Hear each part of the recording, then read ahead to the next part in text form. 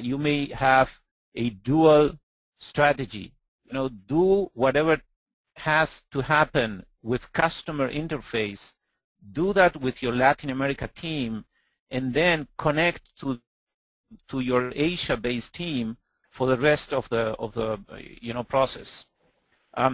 Also, if you take a look at Latin America, don't give up only a low type of traditional type of jobs to Latin America. Think also in innovation. Let's talk about the oil industry. Petrobras in Brazil is one of the most advanced oil companies with regards to drilling offshore. If you're riding an airplane nowadays, it's probably going to be a Brazilian manufactured aircraft. If you are talking about gaming industry, probably beyond the game that you're playing is an Argentinian typing the gaming. If you're watching a 3D movie, maybe that came from Mexico because they have a fantastic group of digital animation teams. So don't overlook the chance to also get innovation out from the region. And I have a very recent example. Look what Chile did. You know, what you saw, because I can assure you that you saw what Chile did with regards to the mining guys. It tells you that in Latin America, there is a leadership capability, that there is a partnership capability. Latin America has the chance to partner with the best.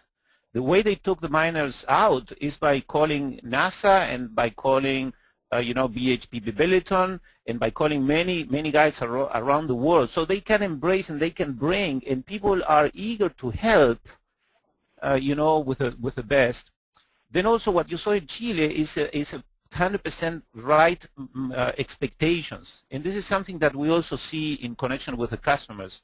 Customers said that whenever they come and get services from Latin America, the vendor and the guys, they seem to be ready to answer questions and be, easy to connect, approachable, as probably compared to other cultures in the world. So again, Latin America, from my point of view, is not only poised to give a very cost advantage opportunity, but also to be an inspirational location to test some of your innovations. And why not to create there your research group, for new things that you may be creating. Well, thank you, Mario. Moving on to the next slide that you have, which is about the value proposition. So, Fabrizio, if you can talk about the value proposition that the region has. Sure, Avinash, and thanks for the opportunity, and good morning to everyone. Regarding the value proposition of Latin America, we believe, and also building up from what Mario was saying, that the region has to do a bigger effort in trying to decipher and identify the niches, the different value propositions that the region has. And let me explain what I mean. The region, Latin America, is heterogeneous. As Avinash was saying, there's Central America and there's South America.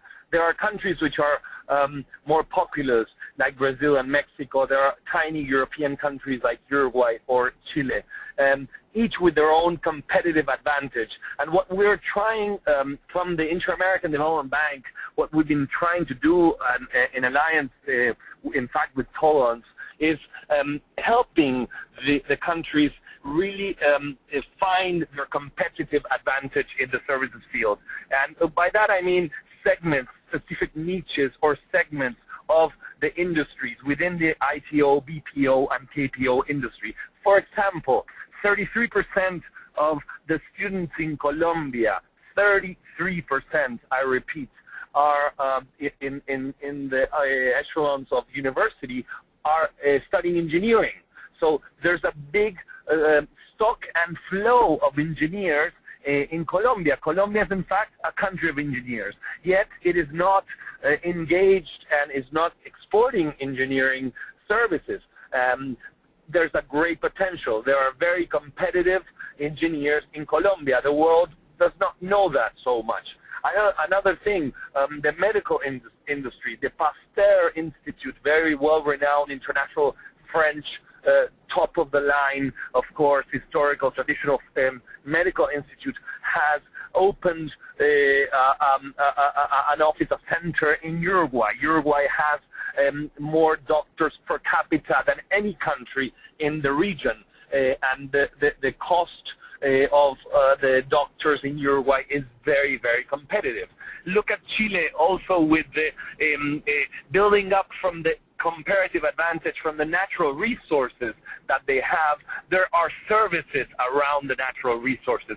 So Chile has copper, but Chile does not only have copper. Chile has copper engineers. We did a study of the engineering market in the U.S. to help Chile export engineering services, and it's a very, very huge untapped market for them. I think that's very, very important to keep in mind. Around the natural resource, there's always a service, a professional service, and Latin America, as Mario was explaining also, is excelling in these services. Brazil is leader in the world in certain agribusiness processes, yet these countries are not exploiting their competitive advantage in the services field. They are exporting lots of natural resources or lots of manufactured products, yet the services around those products, we believe there's really a huge potential. Along with Tholons, we're elaborating strategies, and we have created business plans for this country in order to promote, to discuss.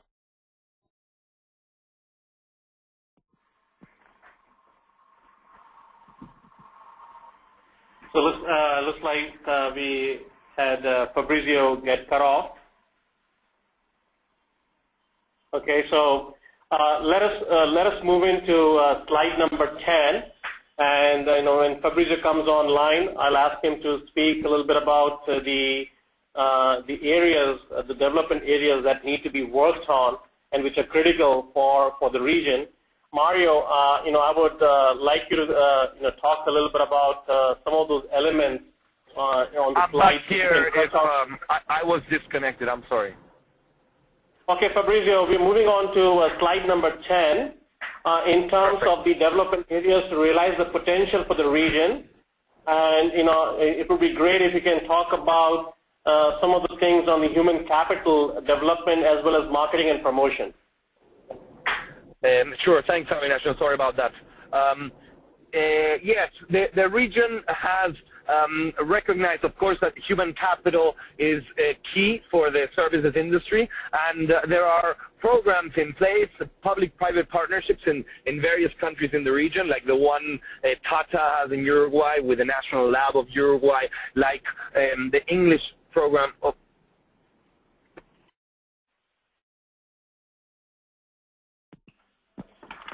So it looks like we're having some issues with the phone with Fabrizio. So while Fabrizio reconnects, Mario, I would like you to comment on the market expansion in terms of how the market can be expanded into the U.S. by partnering with some of the known players. Yes, thank you, Avinash. And by the way, Fabrizio is not calling from phones in Latin America. He's traveling elsewhere, just in case. So one of the issues that we have in Latin America is how do we sell the region as a whole? Because, if you go to India, for example, it's obvious that India has positioned itself as a single entity, but maybe then everyone fights to get a deal based on each company. So Latin America is still trying to understand, should we go by ourselves? And I'm talking about countries. Can we go united as a region? So we will still see some activities that are independent, but somehow also the region is trying to understand how to bring together all the facilities and come as a single entity to customers and opportunities. So the market expansion is critical here, obviously. And the market expansion, from my point of view, is based on 2 or 3 main things, Avinash. Number one, there is business to be done in Latin America.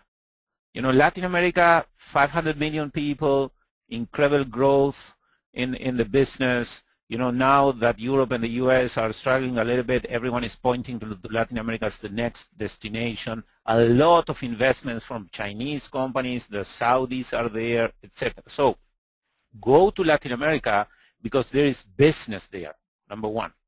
Number two, you see brand names like TCS, Wipro, Infi, but also HP, Sabre Holdings, etc., already invested in the region. So that should also allow Latin America to go hand by hand with these companies to reach outside of the region exporting services. Number three, from a consumer market, if you ask the U.S. companies, what do you know about Latin America? They know, too less.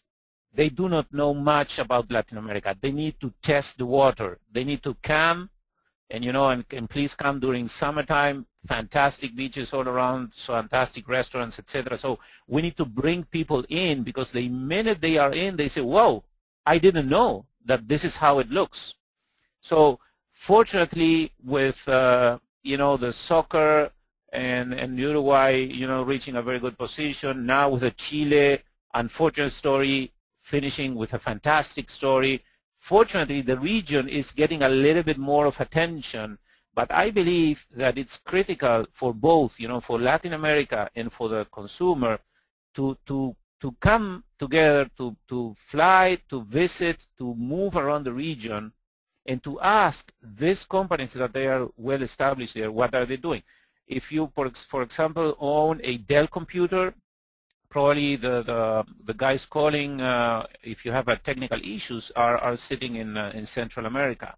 If you are, processing a finance and an account thing, KPMG runs a fantastic center also in Central America. So there are many activities going there, but probably not too many people know about them.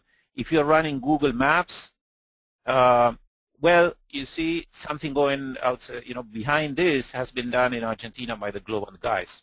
So I believe that we need to expose those stories a little bit more to the marketplace. Not too many people know what is going on right now in Latin America, and this is a shortage, obviously, in the strategy. But again, the main problem that I see is that we are still not coming together as a single entity and selling Latin America together, and you still have dispersed and different activities going on. So I believe and I hope to see a more integrated approach, and in particular the AIDB is trying heavily to bring this together, and that should give results really soon.